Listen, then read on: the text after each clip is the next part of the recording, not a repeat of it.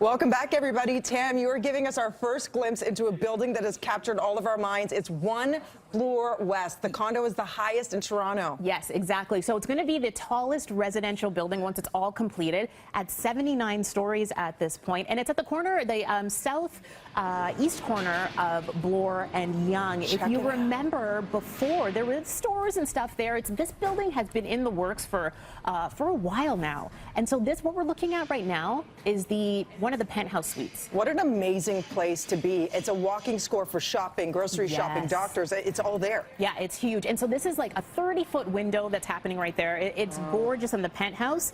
300 to 400 construction workers clock in every day on the job. This is an incredible penthouse. So I actually went on the balcony to just kind of give you an idea of what it looks like. Look at that view.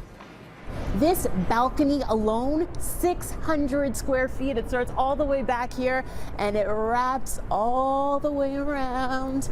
I gotta run to the end on this side, and the view is spectacular. Take just a panoramic view around.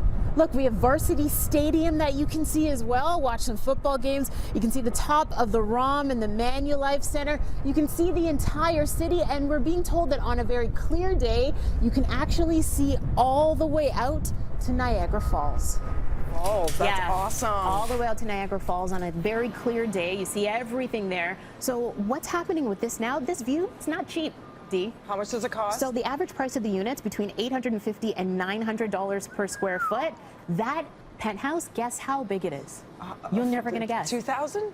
7,000 square feet. Oh my gosh. So that's just about $6 million. $6 million for one unit. For the deluxe apartment in the sky. So and the fastest elevator, apparently. Exactly. So it has the fastest elevator in the Western Hemisphere. So it's called the Kone lift, jump lift, and they're using it right now to move construction workers, and not material so much, but just to get the men up and down. Okay. But it's even faster than the CN Tower elevator when you put it into perspective. It's the only one in Canada, only one in North America. And when the building itself is done, they're using it for construction workers now, but the residents will get to use them as well. Okay, did it feel super fast? Like, did it vortex to the face, or was it smooth? It wasn't too bad. So is it sold out? We don't know. I don't think it is, because at the time, well, it could be by now. At the time when we shot this a few weeks ago, it wasn't completely sold out at the time. And they talk a little bit about the elevator as well, and just how fast it goes. It's incredible. It's funny because people keep saying that, the bubble's going to burst. You're going to talk to an expert in a little bit to say not even close. Yes. They're all selling out. Yeah, right? Exactly. So the demand is there. The demand is there. It's the supply. That's what he's saying. The supply isn't there. So we actually take you, I'm going to get this clip to be played as well. It's about the elevator, and then we take you on a little inside look at one of the condos as well. When the building is completed, the elevator goes 1,600 feet per minute, which means this building is approximately 850 feet high. Would take you 30 seconds to get there. Since the junk car started, it's made over 600,000 trips. And they average 4 to 5 workers per trip. So we've moved more than 2.5 million men in the building already before it's even open for business, essentially. So this is inside right now, one of the finished suites on the lower floors. So it's about 1,300 square feet, this unit. 2 bedrooms, 2.5 bathrooms, a huge, massive balcony. Lots of the automated blinds. I love that idea. That all comes with it. See, now this is nice, the wraparound balconies, because oftentimes they give you a teeny tiny sliver. You can't really entertain. You can't fit furniture. It's nice that they've done that, as well as the floor-to-ceiling walls. 1,300 square feet. Windows. Still over $1 million.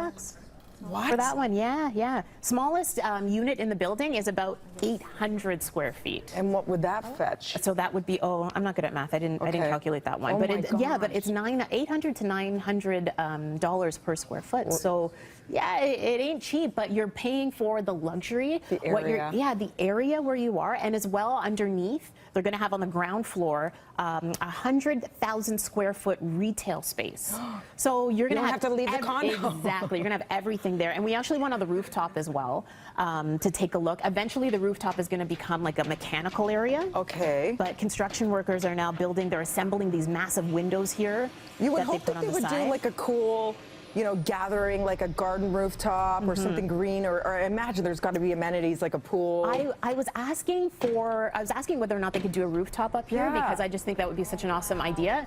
And they said no. And then when I got up there, I understand why. It is windy. It is windy. Like, you can barely stand at times. It's too hot. So it's too windy up there to have it. But they do have 3 different pools. The amenities are on a lower, I believe, the 6th floor. So they're going to have 3 different pools, Awesome. indoor and outdoor. They're going to have a huge terrace that overlooks Yonge and Bloor. So it's going to be pretty nice once it's all Swanky. done. So this is one of those buildings definitely that a lot of people have been watching go up for years, and it's almost done. People are going to be moving in starting this month. I've been so curious. Thank you for taking us inside there. If you can afford it, enjoy it. Tam's it. got more with an expert talking about the condo market and how there Exactly. is no bubble burst that's looming, quite the opposite. Yeah, exactly. Condos are definitely in high demand, so we'll talk about that coming up a little bit later in the hour. Right now, since Tam is here, I usually throw to Kev. Yeah, but no, So, I'm here. Tam, so over to you. Over to me.